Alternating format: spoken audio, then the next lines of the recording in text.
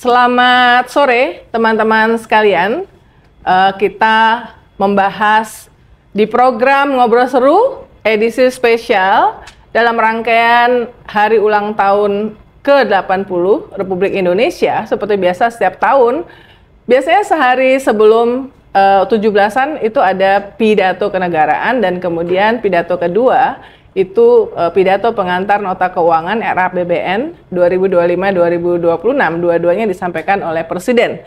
Dan tahun ini tentu adalah pidato perdana yang disampaikan oleh Presiden Prabowo Subianto, karena baru tahun ini dia melakukan pidato kenegaraan dan pidato nota keuangan. Nah, tadi pagi sampai siang kita baru saja mendengarkan bagian yang pertama pidato Presiden Prabowo Subianto, yaitu pidato kenegaraan. Yang ini mungkin dalam sejarah termasuk pidato kenegaraan yang cukup lama, karena sekitar 1 jam 15 menit ya, meng-highlight capaian. Jadi dia menyebutkannya 299 hari dia menjadi presiden, capaian dari presiden termasuk kalau kami di Identitas melihatnya sebenarnya tidak banyak hal yang baru dari pidato kenegaraan ini dibandingkan dengan pidato-pidato publik yang disampaikan oleh Presiden Prabowo Subianto di berbagai kesempatan selama 299 hari ini.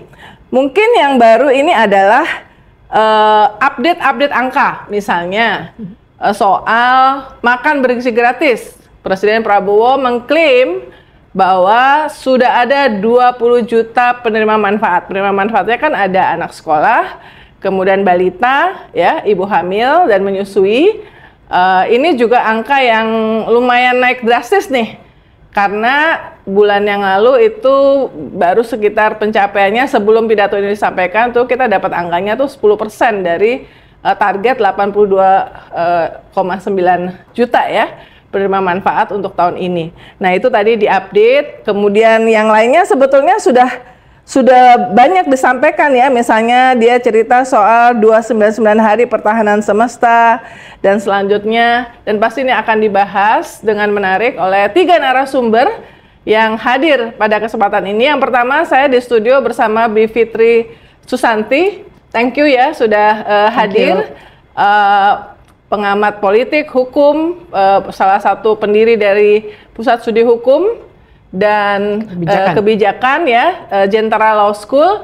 Kemudian secara virtual sudah bergabung dengan kita Profesor Bayu Krisnamurti, karena ini ada yang update dari Presiden menyangkut bidang pangan ya, ketahanan pangan. Untuk pertama kalinya dalam sejarah katanya kita punya stok beras 4 juta, itu yang paling besar, dan kita bahkan bisa mengekspor sekarang ya pada saat dunia sedang kesulitan pangan. Lalu juga ada Profesor Burhanuddin Muhtadi. Saya mesti menyampaikan selamat nih Profesor Grace baru guru besar ilmu politik di Universitas Islam Negeri ya. Dan juga kita mengenalnya sebagai one of the most prominent pollster ya, indikator. Saya mulai dari Bivitri, gimana kamu melihat pidato ini? Ya, pertama memang tentu saja kita akan sangat terpesona kalau kita hanya membaca angka. Ya. Karena yang disajikan angka semua. Makanya waktu diundang oleh Mbak Uni dan saya membaca pidatonya sekilas, mendengar pidatonya secara sekilas, saya langsung berpikir ini mesti ada fact checknya, karena saya sekarang tidak bisa menyebutkan secara rinci ya, karena memang yang disampaikan oleh Pak Prabowo rinci betul sampai angka sekian juta dan seterusnya. Tapi di sisi lainnya, secara kualitatif, saya juga bisa mengatakan banyak hal yang terjadi sebaliknya, dan juga tidak hanya secara kualitatif, secara anekdotal, maksudnya ada cerita-cerita yang sifatnya satu community atau beberapa individu yang nampaknya sangat berlawanan dengan data yang ditampilkan dalam pidato. Jadi fact checknya nanti kita dengar bareng-bareng aja ya. Tapi secara umum ketika saya melihat begitu bombastisnya yang ditampilkan, yang terpikir di saya terus terang adalah memang semacam demagog dan populis sekali gitu. Yang memang selama ini sudah terbaca. Jadi saya mengamini apa yang disampaikan oleh Mbak Uni tadi. Ini kayaknya nggak ada sama dengan atau serupa dengan yang dia sampaikan dalam pidato-pidato publik sebelum ini. Semuanya bombastis dan apalagi dibukanya dengan pasal 33 Undang-Undang Dasar. Itu yang dia taruh di depan untuk menyampaikan yang selama ini dicoba untuk dinarasikan adalah memang dia pemimpin sosialis kan, juga dengan menampilkan ayahnya dan karya-karyanya. Founding father dia selalu sebut 3 berkali-kali, Bung Karno, Bung Hatta dan Syahrir. Betul. Jarang yang presiden-presiden sebelumnya biasanya tidak menyebut Syahrir. Tidak menyebut Syahrir, karena Syahrir juga dengan PSI-nya begitu Jadi bukan PSI yang gajah ya, tapi maksudnya PSI yang dulu tentu saja Partai Sosialis Indonesia. Nah tapi memang kan imaji yang ingin ditampilkan selama ini adalah jiwa sosialismenya Prabowo, dan itu yang membuat ia meletakkan semuanya dalam pasal 33. Tapi yang harus saya kritik pertama-tama adalah dari pasal 33 itu sebenarnya kalau dikatakan soal kesejahteraannya dan lain-lain betul. Tapi kan ada yang unik di pasal itu yang mengatakan bahwa pada dasarnya semuanya dimiliki oleh negara. Jadi pijakannya itu. Jadi kita perlu bertanya-tanya apakah ini state capitalism atau benarkah ini sosialisme? Tadi ada data bahwa Presiden mengatakan dari 5 juta potensial lahan-lahan sawit, salah satunya itu sudah dikuasai sekarang oleh negara lewat BUMN, Agrinas ini yang baru Agrinas, 3,1 juta hektar. Apakah itu juga menunjukkan indikasi itu, inklinasi itu? Iya, jadi kalau kita lihat kebijakannya konkretnya ya dari angan-angan ataupun apapun lah kita namakan ya, tapi paradigma lah kita namakan saja begitu. Paradigma sosialisme dalam tanda kutip ini yang diturunkan adalah penguasa negaranya itu. Jadi makanya keluar narasi misalnya juga dari salah satu menterinya, Menteri Agraria yang bilang bahwa nenek moyangmu nggak bikin tanah, ini semua tanah punya negara. Jadi pijakannya memang di situ, semuanya dikuasai negara dulu, kemudian baru didistribusikan. Nah, ini yang kita harus hati-hati ketika melihat data. Benarkah misalnya yang diputihkan atau dikelola oleh Agrinas pada dasarnya nyampe ke warga atau dikuasai hanya oleh segelintir orang yang ada di kumpulan atau BUMN itu? Mungkin bisa dikerjasamakan lagi sama orang, tetapi ini kekuasaan dia bisa aja kan. Jadi kita belum jelas nih. Karena kan baru mundur juga nih dari Agrinas kan. Jadi maksudnya mundur dengan membungkukkan badan begitu ya gesturnya ya. Dia bilang ada keterbatasan. Nah itu jadi pertanyaan besar. Terus satu lagi Mbak Uni agak lompat dikit nggak apa-apa ya soal hukumnya nih. Soalnya sebagai orang hukum saya kira nanti kan dua prof kita ini pasti bisa langsung kepada bidangnya masing-masing. Tapi dalam bidang hukum, saya ingin menyoroti soal kenaikan gaji hakim. Ini bagi banyak komunitas hukum dan komunitas yang bergerak di bidang pemberantasan korupsi, ini tuh maksud saya menaikkan gaji. Itu bukan solusi satu-satunya sebenarnya untuk pemberantasan korupsi. Betul gaji hakim di tingkat bawah memang lama tidak naik, itu betul. Jadi karena saya juga sering berdiskusi dengan hakim tingkat bawah. Tapi kan persoalannya nggak berhenti di situ. Bagaimana dengan pengawasannya? Bagaimana dengan hakim di level atas Mahkamah Agung? Karena yang dinaikkan kan di level bawah. Yang atas tuh sudah makmur. Tapi gimana menjaga yang di atas? Sama yang disebut pemberantasan korupsi juga sudah kami lakukan secara maksimal. Tapi secara maksimal ini nanti dulu tujuannya apa dulu nih? Karena ada sinyalemen, apakah ini ganti pemain untuk beberapa kasus ya? Ya, jadi memang namanya pidato ya, kita nggak bisa mengharapkan keluar semua statistik lengkap dalam pidato. Tapi ya saya menyarankan kita memang harus mengulik datanya. Yang kenaikan haji hakim kan memang diklaim 280% paling pertama kali atau paling tinggi dalam 12 tahun katanya kan. Jadi dianggap sebagai prestasi lah. Menaikkan 282. Buat saya sih bukan prestasi, memang udah seharusnya. Sudah seharusnya loh itu. Makanya waktu itu hakim pada mogok begitu ya dalam tanda kutip untuk minta itu karena 14 tahun mereka dicuekin oleh pemerintah. Padahal yang megang anggaran kan pemerintah walaupun ini kekuasaan yudikatif. Gitu. Biar jalurnya ini ke Burhanuddin Muhtadi, Profesor. Apa yang sebenarnya Anda harapkan dari pidato kenegaraan perdana Presiden Prabowo? Dan apakah tercapai? Sebenarnya kita tidak terlalu kaget ya dengan style maupun isi pidato Pak Prabowo dalam pidato perdana pertama kali sebagai presiden. Saya sebut tidak kaget karena praktis apa yang beliau sampaikan itu pada dasarnya copy paste dari cara pandang seorang Prabowo Subianto dalam melihat hubungan negara dan ekonomi. Jadi tadi yang disebut Mbak Bibip bahwa beliau pakai pendekatan sosialisme itu sangat benar, mungkin terinspirasi oleh ayahnya, tetapi pertanyaannya adalah dengan menekankan negara sebagai ujung tombak ekonomi, itu apakah punya impact secara positif atau tidak? Karena ekonomi Indonesia terlalu besar kalau engine-nya hanya di-drive oleh negara. Jadi kalau misalnya negara yang di depan dengan slogan pasal 33 diulang berkali-kali, pertanyaannya apakah kapasitas negara cukup mampu untuk menggerakkan ekonomi yang besar itu, dan apakah mampu? Ini penting nih Mbak Uni, karena kalau misalnya aparat negara itu tidak cukup mampu, bahkan integritasnya diragukan untuk menggerakkan ekonomi, itu yang terjadi rent seeking, yang terjadi justru praktek korupsi di mana-mana, sementara institusi swasta itu satu institusi yang paling rasional dalam menggerakkan ekonomi. Nah, ini yang menjelaskan misalnya mengapa bos Agrinas mengundurkan diri misalnya, karena memang nggak mudah gitu loh. Engine yang besar tetapi hanya diserahkan pada satu institusi namanya negara, itu satu. Yang kedua, tadi saya sepakat kita perlu fact checking, terutama klaim-klaim kuantitatif dengan merujuk pada data BPS ya. Karena ini penting, pertumbuhan ekonomi di kuartal kedua yang disampaikan oleh BPS 5,12% itu patut untuk kita diskusikan bareng Mbak Uni, karena banyak inkonsistensi. Saya bukan ahli ekonomi, tetapi sering sekali diajak ketemu oleh kalangan pelaku usaha karena sering diminta political outlook ya. Dan mereka banyak menyajikan data-data yang dirilis oleh BPS sendiri maupun institusi pemerintah yang bertentangan dengan economic growth 5,12%. Contoh misalnya, kalau disebut bahwa 5,12% driversnya adalah konsumsi rumah tangga, itu data juga menunjukkan bahwa daya beli kita melemah. Tabungan masyarakat menurut BI berkurang cukup drastis.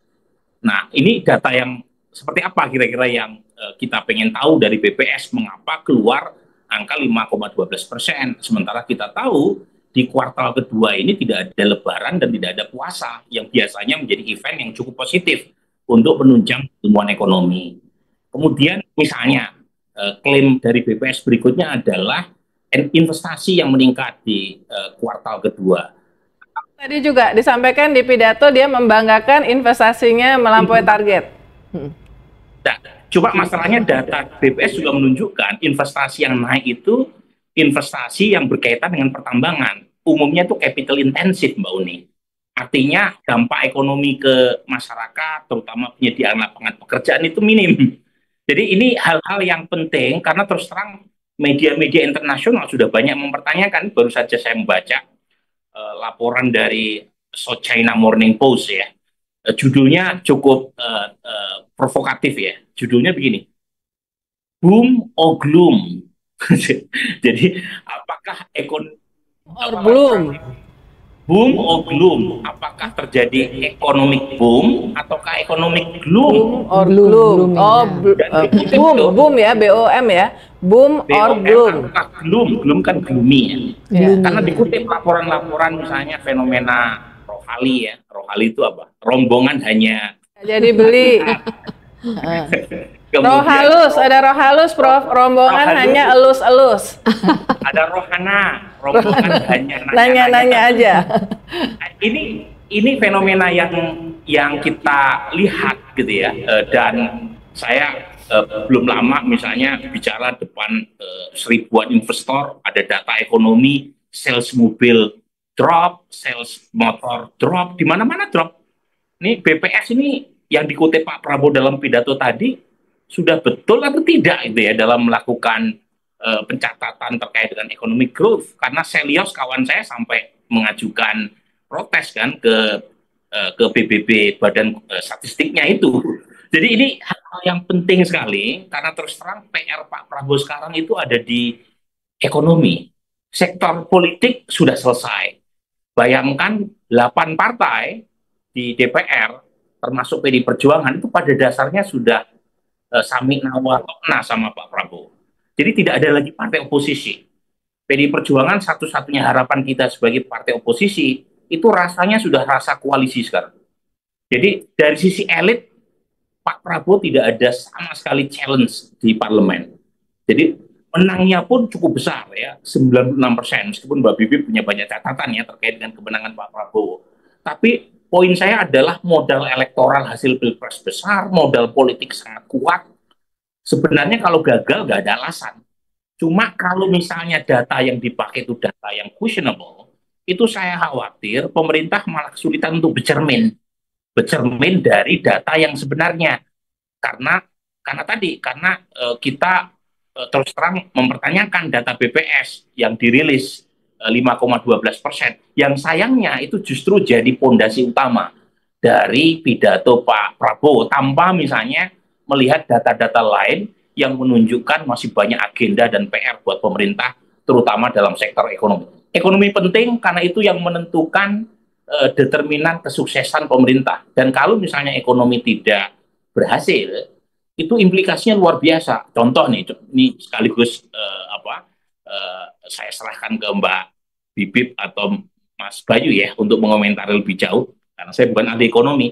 Ini kan terjadi peningkatan PBB pajak PBB ini di mana-mana, Mbak. Dan yang di Pati ya katanya Cirebon 1000%, Jombang 400%, dan banyak tempat. Kalau banyak Mbak Uni, itu artinya kan ini bukan hanya exception, ini rule. Jadi pemerintah daerah sepertinya kesulitan untuk mencari penerimaan seiring dengan efisiensi kan. Nah, kebetulan ketergantungan anggaran pemerintah daerah terhadap DAU dan DAK itu rata-rata 79,4%, rata-rata. Bahkan di luar Jawa itu lebih dari 80%. Nah, kalau misalnya anggaran DAU dan DAK itu diefisienkan, nah itu kan kemudian membuat pemerintah daerah seperti kalang kabut kan untuk mencari kompensasi pendanaan. Dan yang paling mudah adalah dengan menaikkan PBB. Nah, jadi lagi-lagi ini persoalan yang saya terus terang pengen pemerintah pusat itu tidak alergi terhadap kritik, termasuk juga tidak alergi untuk melakukan koreksi kebijakan kalau misalnya ada rencana-rencana kebijakan yang sudah dieksekusi ternyata tidak running smoothly. Kira-kira begitu, Mbak, dari saya. Ya, terima kasih Prof. Burhan. Jadi memang benar kemarin kebetulan Pemret seperti biasa dari tahun ke tahun Menteri Keuangan mengundang H-1 pidato kenegaraan dan nota keuangan untuk diberikan informasi background dan soal pertumbuhan ekonomi 5,12%, kemudian peristiwa di Pati segala macam ya, itu menjadi salah satu hal yang sangat kami soroti, tetapi mungkin nanti penjelasannya karena nanti sore akan ada sesi khusus tentang nota keuangan dari teman-teman Selios juga yang akan hadir menjadi narasumber di sini. Mas Bayu, lanjut saja karena kan salah satu yang dibanggakan ini adalah soal pangan ya, keberhasilan pangan. Simplifikasi dari soal distribusi pupuk yang menyebabkan panen jadi tepat waktu dan bagus. Baru pertama kali dalam sejarah kita punya stok 4 juta ton swasembada beras dan segala macam dan pangan itu selalu menjadi salah satu yang selalu dibangga-banggakan dan menjadi concern dari Presiden Prabowo. Sekaligus tadi kalau ada mau menanggapi apa yang disampaikan oleh Profesor Burhan, silakan. Baik, terima kasih. Saya justru tertarik sekali dengan cara Presiden mengungkapkan apa yang semua tadi itu dengan menggunakan kata 299 hari. Ya. Nah, ini menurut saya seharusnya kita semua membacanya dan juga mungkin Pak Presiden ingin mengatakan ini baru 299 loh. Masih ada 1.500 hari lagi. Kan gitu. Masa pemerintahan beliau. Dan kalau kita lihat dalam perspektif yang tadi 1.500 hari lagi, maka saya tidak akan mendebat apa yang disampaikan itu dulu. Tapi yang jelas setelah dimulai program-program itu, maka yang pertama ya harus diatasi masalah-masalahnya. Dan yang saya lihat misalnya di bidang pangan dan ekonomi, masalahnya banyak. Jadi misalnya tadi yang dikatakan Mas Burhan soal pertumbuhan yang nggak konsisten dengan faktor-faktor pembentuk pertumbuhan itu sendiri. Demikian juga investasi yang kemudian dikaitkan dengan masih ada sekian ratus ribu yang PHK. Ya. Belum lagi kalau kita bicara di daerah-daerah perkembangan yang terjadi, termasuk di sentra produksi tambang seperti di Morowali dan lain-lain yang juga ternyata nggak smooth. Jadi ada masalah. Kemudian tadi misalnya disebut makan bergizi gratis. Masalahnya nyata. Sekian banyak terjadi keracunan, berarti kualitas penyajian pangannya masih belum baik, ya. Demikian juga harapan bahwa tadinya dengan MBG terjadi spill pembelian, jadi ada demand untuk ekonomi, ya, katanya creating betul, lokal ekonomi. Benar, jadi kira-kira bagaimana petani kemudian bisa merespon yang belum terlihat, gitu ya. Kemudian swasembada pangan yang dinyatakan atau disimbolisasi dengan stok. Ya, gabah dan beras itu kan nggak tahan lama, sebentar lagi harus dikeluarkan. Kalau nggak, busuk nanti. Jadi, ya dengan begitu kan stok akan habis juga. Dan pada saat dia dikeluarkan, sekarang bukan musim panen, sehingga untuk melakukan pengadaan juga susah. Jadi artinya nanti akan turun 4 juta ton itu. Apakah kalau simbol swasembada pangannya 4 juta, kalau 4 jutanya turun, berarti tidak swasembada lagi, dan seterusnya. Nah, ini menurut saya belum lagi masalah koperasi desa Merah Putih tadi belum disebutkan, itu juga ternyata masih yang anekdotal ini memang, yang tadi seperti Bu Fitri mengatakan ada anekdotal bahwa baru dipasang sehari berikutnya dicopot lagi gitu, itu kan kasus macam itu terjadi. Dan antara misalnya juga yang banggakan, dan menurut saya memang membanggakan kalau memang betul-betul berfungsi. Benar ya? Ya, tapi misalnya saya dapat telepon dari teman di luar negeri menanyakan, apa benar Danantara mau beli gula? Itu timbul pertanyaan besar tuh di para trader komoditi. Sovereign fund mau beli gula gitu, katanya begitu, itu yang mereka tanyakan. Saya juga nggak bisa jawab. Jadi pertama, ini harus segera, semua keberhasilan terlepas dari, katakanlah tadi harus di fact check. Yang pertama, harus segera ada langkah-langkah yang sistematis dengan komunikasi yang baik, menyelesaikan masalah-masalah yang juga timbul dari, katakanlah, capaian itu. Kemudian yang kedua, bagaimana menjaga kontinuitasnya. MBG itu banyak sekali, besar banget budgetnya, dan yang lain juga demikian. Kontinuitasnya seperti apa? Oke, 300 hari tercapai, tapi sampai 1.500 hari kemudian bagaimana? How to maintain gitu energi yang sekarang sudah ada untuk menjaga keberlanjutan dari program-program itu. Dan yang paling penting nanti di akhir, MBG kan tujuannya bukan MBG, tujuannya peningkatan gizi. Bagaimana monitoring kita terhadap peningkatan gizinya? Atau swasembada. Swasembada itu kan tujuan utamanya adalah mengurangi ketergantungan kita dari pasokan pangan di luar negeri. Tapi pada saat yang sama, mungkin kita entah terpaksa atau bagian dari taktik negosiasi, kita justru membuka pasar dari Amerika kan untuk dalam konteks yang lain. Jadi ini menurut saya adalah hal-hal yang harus dicermati ke depan. Hampir semua janji politiknya Pak Prabowo sudah terlaksana, artinya sudah mulai bergulir, sudah mulai mewujud, dan pada saat itu juga timbul masalah-masalah yang harus segera diatasi. Nah, mungkin ini kerja dari kabinet secara keseluruhan pada level teknis, pada level operasional di lapangan, untuk memastikan bahwa masalah tadi bisa diatasi, kontinuitasnya juga harus bisa dijaga, dan ya tadi sekali lagi, agar dampaknya itu betul-betul terasa, betul-betul masyarakat kemudian bisa melihat hal-hal positif yang dijanjikan dari program-program itu. Saya kira demikian. Ya, terima kasih Prof. Bayu. Jadi ini MBG ini menarik ya. Saya rasa ini Pak Dadan Hindayana, Kepala BGN nih, belum ada pejabat sepanjang ini kan State of the Union Address yang sampai di-mention 2 kali dipuji nih kinerjanya ya. Tapi tadi 2 kali nih Kepala BGN dan jajarannya dipuji di pidato kenegaraan karena dianggap sukses dalam mencapai 20 juta ini ya. Kata Presiden mengatakan dia dapat info dari Presiden Brazil bahwa di Brazil itu butuh waktu 11 tahun untuk mencapai 40 juta manfaat. Lagi-lagi kita mesti fact checking. Tapi ke Bivitri ya, tadi menarik saya mau ngambil soal yang tadi Bivitri dan Prof. Burhan mengatakan soal semuanya kayaknya jadi peran negara lebih besar.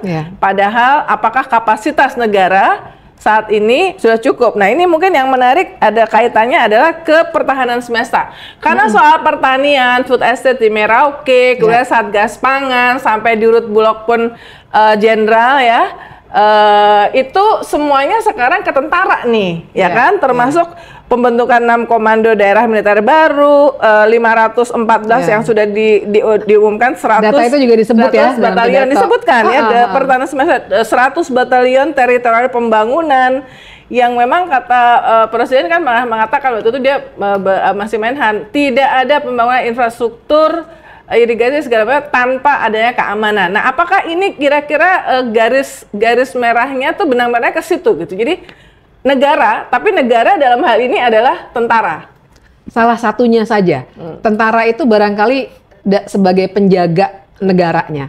Tapi yang juga kita harus kulik-kulik dulu adalah negara ini kan bukan satu entitas yang tunggal dan ini ada orang-orang di dalamnya. Nah ini yang kemudian kita bisa masuk lah kalau mau pakai analisis oligarki ataupun yang lain gitu ya.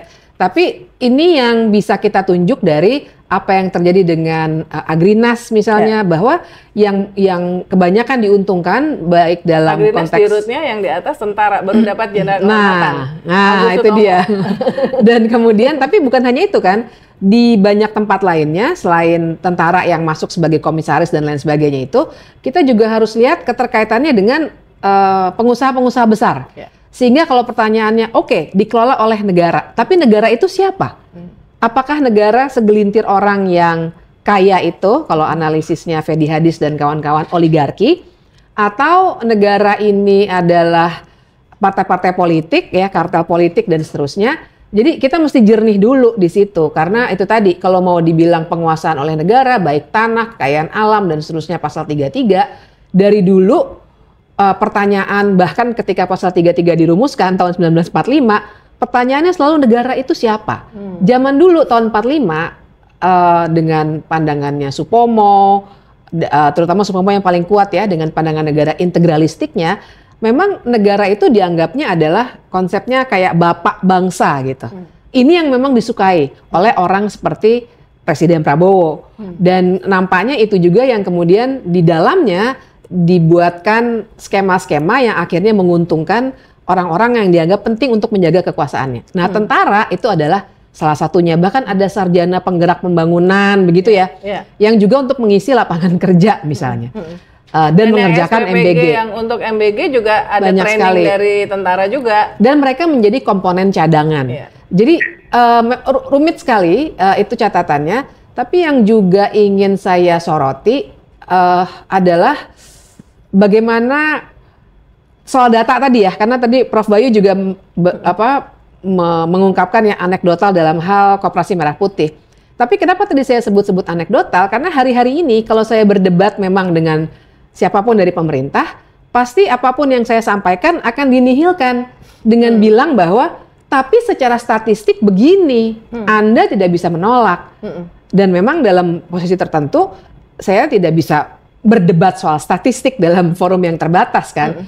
Mas Burhan pasti tahu sekali itu sebagai pollster. Kita berdebat angka, harus bicara metodologi dan lain sebagainya. Tapi di situ soalnya dengan pemerintahan populis dimanapun di seluruh dunia. Pertama, data yang akan mereka ambil bisa jadi dipilih dan dipilah. Mana yang akan menampilkan ilusi grandeur tentang negara ini.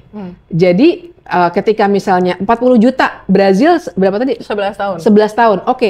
Jumlah penduduk Brazil sama Indonesia, di mana bedanya? Nah, kemudian seperti kata Prof. Bayu, lihat tujuan akhirnya.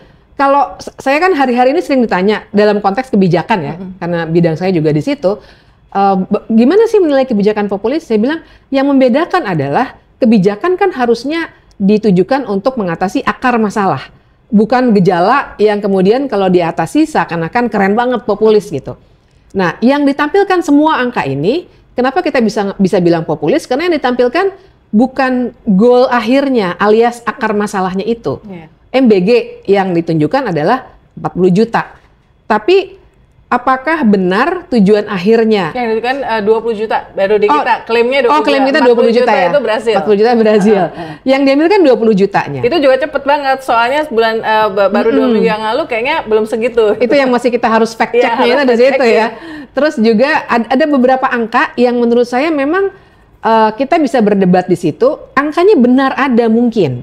Tapi sebagaimana halnya kalau kita belajar statistik atau hal-hal lainnya yang terkait dengan angka untuk penyajian data, kita akan tahu juga bahwa untuk mengumpulkan data yang sifatnya agregat gitu ya dari banyak sekali faktor, kita harus konsisten dalam mengambil bagian mana dari data itu untuk bisa dibaca sebagai fenomena umum. Tapi masalah dalam pemerintahan populis adalah mereka akan pilih sehingga yang keluar adalah ilusi yang luar biasa keren gitu.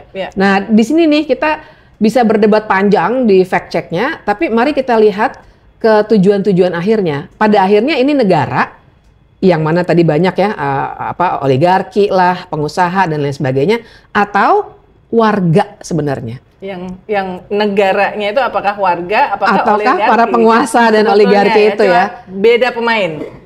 Karena kan kalau Pati itu warga kan, dia bisa berantem warga gitu sama bupatinya itu. Menurut saya itu yang OG gitu ya, original. Oke, Prof. Burhan mungkin melanjutkan yang soal, karena tadi B. Fitri udah agak dalam soal questioning all the data grande populis yang kelihatannya bahwa sukses 299 baru 299 udah segini loh, kira-kira kayak begitu ya. Itu dan mungkin sekalian kasus Pati ini, apakah sebagai pakar politik Prof. Burhan melihat ini ada kecenderungan untuk direplikasi. Di level kementerian kan sudah ada yang didemo dan kemudian harus diganti ya, Menteri Profesor Satrio ya. Lalu ini Pati ya, kira-kira nuansa kebatinan karena yang paham banget grassroots nih adalah Profesor Burhan nih, gimana nih? Mungkin itu. Iya, jadi memang kalau kita lihat data-data objektif maupun perseptual, itu sektor ekonomi luar biasa menjadi perhatian publik. Dan memang harus diakui tantangan pemerintahan Prabowo hari-hari ini itu sangat berat. Pertama, kondisi ekonomi global yang tidak menentu. Perang dagang Cina dengan Amerika yang punya komplikasi luas karena Trump belakangan makin nasionalistik dan proteksionis. Bahkan kita terkena tarif yang cukup besar. Dan saat yang sama kita tahu harga komoditas juga turun. Jadi makanya tadi saya berkali-kali mengungkap data BPS 5,12% itu seberapa akurat. Karena banyak variabel lain yang menunjukkan kebalikannya, termasuk sektor pajak yang turun. Kalau saya pulang ke Jawa, ke Rembang, itu truk tidak sebanyak biasanya. Kan ukuran sederhana adalah truk yang banyak melewati jalan-jalan, termasuk jalan tol, itu jadi ukuran pergerakan ekonomi. Itu saya tidak menyaksikan itu dalam beberapa bulan terakhir. Jadi poin saya, pemerintah sebaiknya tidak melihat atau menerima data BPS secara taken for granted, ya.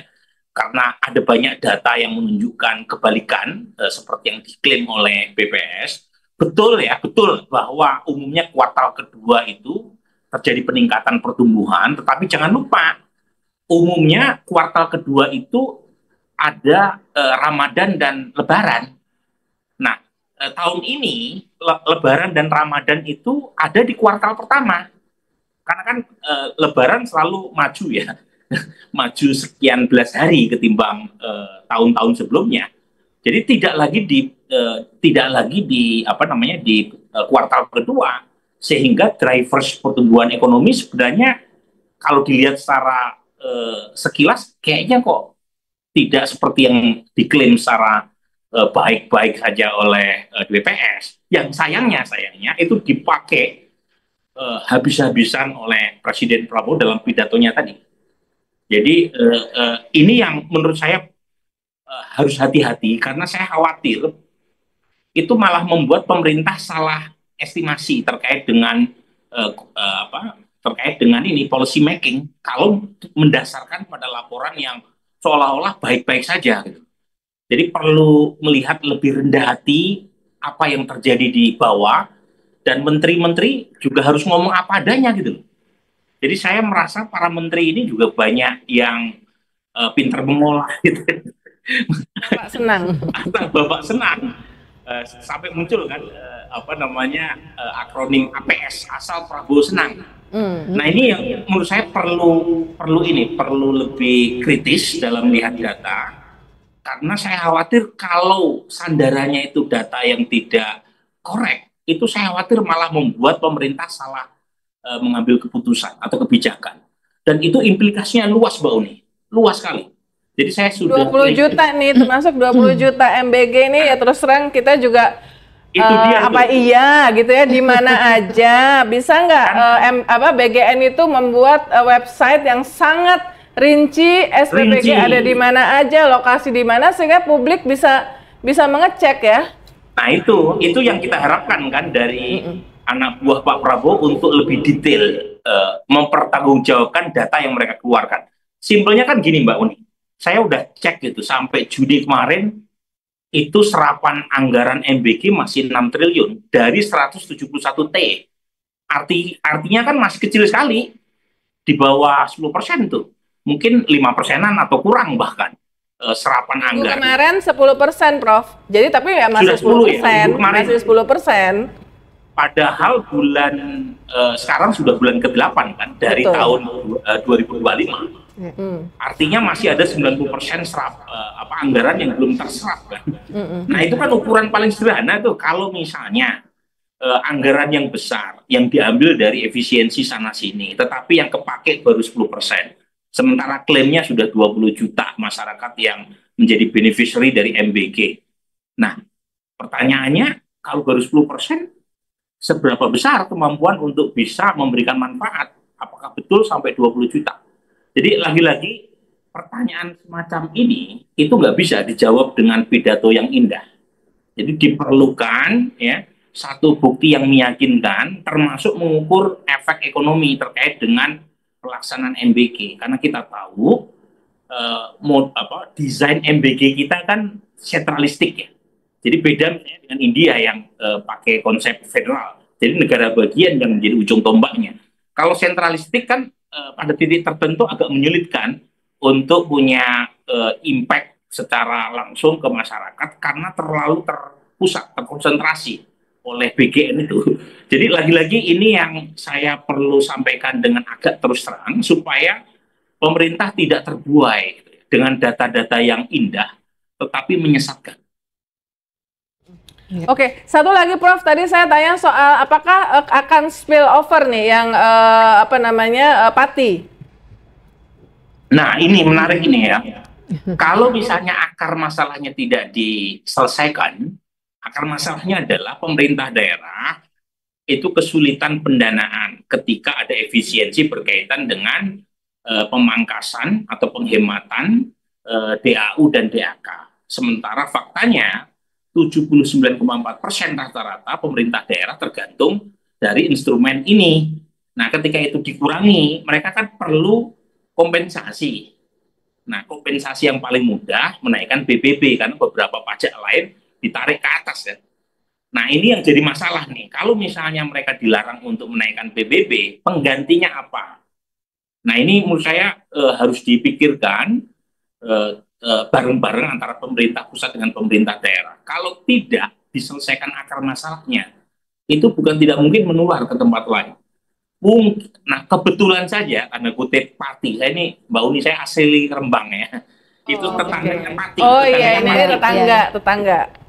Nah, Pati ini itu wilayah yang dari zaman Mataram itu terkenal dengan ini civic disobedience-nya. Sikap ya.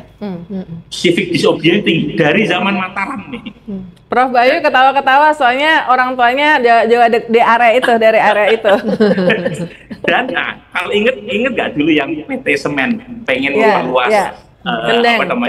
pegunungan Kendeng. Kendeng. Itu kan awalnya kan Pati itu awalnya daerah Sukolilo dan seterusnya ditolak sama warga Pati sampai sekarang.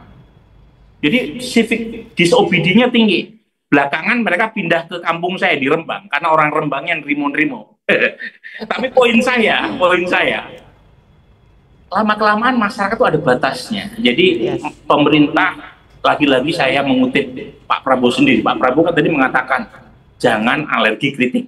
Nah, saya kira pernyataan Pak Prabowo kembali ke alamat pengirim. Pemerintah, presiden tidak boleh alergi kritik supaya ya untuk kepentingan Presiden Prabowo sendiri, beliau bisa melakukan koreksi kebijakan kalau memang itu diperlukan. Bukan untuk siapa-siapa, tapi untuk kepentingan dan kesuksesan pemerintahnya sendiri. Ya, dan memang dilalah kalau orang Jawa bilang 2 hari ini kan berita yang rame justru keracunan ya di di MBG ya sampai 260-an yang keracunan, terus tiba-tiba MBG-nya dipuji-puji. Jadi agak mungkin saya lihat netizen tuh kok kayak ada apa ya? Ada jurang ya, ada jurang, point of view gitu ya, antara Presiden Prabowo dengan apa yang perasaan kebatinan dari warga terhadap MBG. Prof Bayu, ini statistik menarik nih, karena tidak cuma soal pertumbuhan ekonomi, kemarin juga rame soal statistik kemiskinan ya. BPS mengatakan turun ya. Tapi dengan standar yang tentu berbeda dengan yang standarnya World Bank. Dan media dan semua pihak, karena sekarang kan semuanya bisa mengakses data itu ya, data BPS maupun data World Bank disandingkan, oh jadinya jomplang banget. Tapi minta tolong dicerahkan ke kita nih, termasuk touch upon yang di grassroots banget nih, yang petani, nelayan, yang sehari-hari ini menjadi konstituennya profesor-profesor IPB nih. Gimana Mas Bayu? Ya, ini sebagai sesama kaum Samin, saya keren. Ini garis bawahi pada dikatakan Mas Burhan tadi. Tapi pertama begini, menurut saya ini ada hal yang saya ingin balik tadi yang pertanyaannya Uni pada Burhan. Jadi saya kira ini yang betul-betul harus kelola dengan sangat baik. Ini masalah Pati. Sebelumnya walaupun sudah hangat kemudian reda karena intervensi langsung Pak Prabowo soal 2 pulau di Aceh dan Sumatera Utara. Terus masalah penggilingan padi sekarang misalnya yang ada di bidang saya yang rame dengan beras oplos dan sebagainya, dengan yang menurut saya itu salah pemahaman ya, itu beras oplos itu hal yang sangat biasa, bukan hal yang aneh. Demikian juga untuk banyak kasus-kasus yang lain yang saya kira ini kalau tidak dikelola, menurut saya ini akan merugikan pemerintah sendiri. Ya. Dan saya kira cara pemerintah untuk berkomunikasi itu juga hal yang masih menjadi tantangan. Mungkin karena organisasi yang besar, konsistensi satu dengan yang lain itu saya kira menjadi hal yang perlu diperhatikan. Tetapi poinnya saya kira ini adalah, kalau saya akan melihatnya begini, Pak Prabowo dengan pidato tadi itu sudah menampilkan hal-hal apa yang beliau banggakan, hal-hal apa yang beliau anggap sebagai prestasi. Nah, yang kemudian harus dilihat berikutnya seperti saya katakan tadi adalah so what gitu. Ini kan baru satu snapshot, satu waktu. Dan ini harus dijaga untuk selanjutnya. Dan tentunya karena justru sudah ditampilkan, publik juga akan lebih memperhatikan apa yang disampaikan itu. Dan karena justru disampaikan oleh Bapak Presiden, jadi perasaan-perasaan ketidakcocokan tadi akan menjadi lebih mengental, akan lebih mengemuka, akan lebih menjadi perhatian, apalagi dengan netizen sekarang ini betul-betul bakal diulik tuh isinya. Nah, Harus ada yang siap untuk menjawab, ya. Nah, jadi dan kalau dilihat dari sisi yang saya kuasai, pangan, agribisnis, situasinya penuh dengan pertanyaan. Ya, misalnya dari sisi investasi, salah satu yang punya potensi investasi sangat besar adalah agribisnis. Salah satu programnya Pak Prabowo adalah hilirisasi pertanian. Dan ini membutuhkan investasi. Tapi sekarang investor sangat bertanya-tanya dengan kepastian hukum, konsistensi regulasi, perlindungan terhadap hak-hak dari pelaku usaha, dan sebagainya.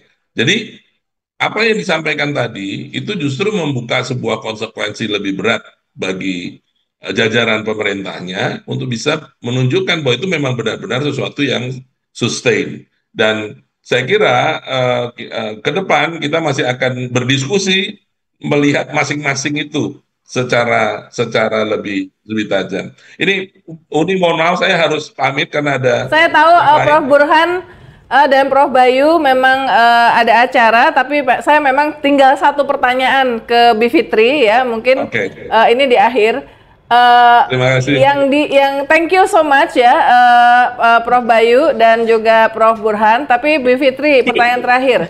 Nampaknya soal hak asasi manusia, ya. Tapi korupsi banyak diulang-ulang, termasuk tekad akan memberantas. Jadi pledge, repledge again soal pemberantasan korupsi ya. Tapi soal demokrasi, soal HAM, setahu saya tidak menjadi perhatian. Menurut kamu gimana? Biasanya kan itu yang juga selalu ditunggu oleh di pidato kenegaraan. Tentu saja tidak ada yang bisa ditampilkan ya kalau untuk HAM ya. Karena pertama kalau dia bicara HAM, pasti mau tidak mau nanti orang akan menanggapinya dengan, loh bagaimana dengan kasus Anda? Bagaimana juga dengan upaya dari Menteri Anda yang bernama Fadlizon yang sedang berupaya mengubah sejarah dengan segala catatan pelanggaran HAM beratnya, bahkan mau memberikan gelar pahlawan nasional kepada Soeharto, itu pasti akan muncul. Jadi daripada jadi bahan pembicaraan yang terlalu luas, pasti tidak akan ditampilkan. Dan statistik apa yang bisa diberikan untuk HAM? Karena memang tidak ada yang bisa ditampilkan. Korupsi, walaupun kita bisa perdebatkan ya, misalnya, katakanlah kalau mau bilang ada amnesti nih, bukan hanya kepada Pak Hasto, tapi katanya sampai sekarang saya belum lihat keputusan presidennya lebih dari 1.000 orang. Katanya. Nanti saya kasih ya Kepresnya. Habis ini ya. Jadi maksud saya walaupun bisa ada klaim seperti itu untuk bidang pemberantasan korupsi atau apapun, tapi kalau untuk bidang HAM apa? Memang belum ada apapun yang dilakukan kecuali misalnya pembicaraannya Menteri HAM waktu itu untuk bikin Universitas HAM misalnya. Itu kan juga sesuatu yang juga bahkan jadi olok-olok yang akhirnya nggak mungkin masuk ke dalam pidato kenegaraan. Kemudian yang kalaupun ada statistik justru dari pihak masyarakat sipil karena bisa menunjukkan secara langsung ini korban justru dari penegakan hukum yang asal-asalan dan melanggar HAM waktu demonstrasi May Day, waktu anak-anak mahasiswa demonstrasi anti RUU TNI misalnya ya waktu itu ya. Statistiknya justru dari sebelah sini, bukannya dari pihak pemerintah gitu. Jadi saya kira di sini kita benar-benar bisa melihat dengan jelas komitmen HAM nggak akan bisa diukur dari pemerintahan Prabowo. Dan yang kedua, yang ditampilkan sebaliknya, dan ini unik sekali ya kalau dilihat dari secara diskursus gitu ya. Yang ditampilkan justru bagian statistik soal tentara itu loh. Iya, benar. Pembentukan semuanya itu ya. Iya. Jadi itu berkebalikan. Jadi itu adalah bagian dari sukses story di bidang pertahanan adalah pembentukan yang notabene pemekaran dari 162 satuan baru ya. Betul. Di lingkungan militer ya. Iya, yang costly juga sebenarnya. Padahal keuangan sebaliknya ke daerah, transfer ke daerah TKD itu kan memang dikurangi tuh. Dan itu adalah bagian dari impresnya Prabowo 2025 yang memang mengurangi secara signifikan transfer ke daerah. Sehingga akhirnya Pati dan tadi ya Semarang, Jombang, dan lain sebagainya, Cirebon itu sudah mulai menggila. Akhirnya yang kena adalah warga lagi. Gitu. Baik, nah ini memang menarik ya. Tadi statistik yang disampaikan itu adalah kebanyakan memang sukses-sukses yang berkaitan dengan dengan ekonomi tadi ya, terkait dengan ekonomi. Nah, kita akan bahas karena pidato kedua hari ini yang menurut agenda DPR Itu acaranya mulai jam 14.30-an ya, 14.30. Presiden Prabowo Subianto, lagi-lagi ini perdana akan menyampaikan pidato pengantar nota keuangan RAPBN 2025-2026. Kemarin kami Pemret udah lumayan a lot of questioning, banyak mempertanyakan argumentasi termasuk pertumbuhan 5,12% yang saya yang langsung mengatakan kepada Menteri Keuangan kemarin, nggak ada yang percaya Bu ya, tolong dijelaskan bagaimana meyakinkan atau dari mana asalnya angka pertumbuhan 5,12% sementara beberapa indikator itu menunjukkan yang sebaliknya, dan juga prediksi dari lembaga-lembaga yang kredibel termasuk Bank Dunia juga di bawah 5% ya. Tetapi kemarin Ibu Sri Mulyani mengatakan optimistis ya bahwa angka pertumbuhan bahkan untuk the next quarter itu 5%, dan kita akan melihat itu di pidato pengantar nota keuangan dan akan dibahas juga oleh sejumlah pakar ekonomi di acara Ngobrol Seru pukul 5 sore di sini. Jadi stay tune. Terima kasih sekali lagi Bivitri atas kehadiran dan insight-nya membahas pidato kenegaraan Presiden, juga Profesor Bayu Krisnamurti dan guru besar dari Institut Pertanian Bogor yang Profesor Burhanuddin Muhtadi, guru besar ilmu politik dari Universitas Islam Negeri. Sampai ketemu di Ngobrol Seru berikutnya.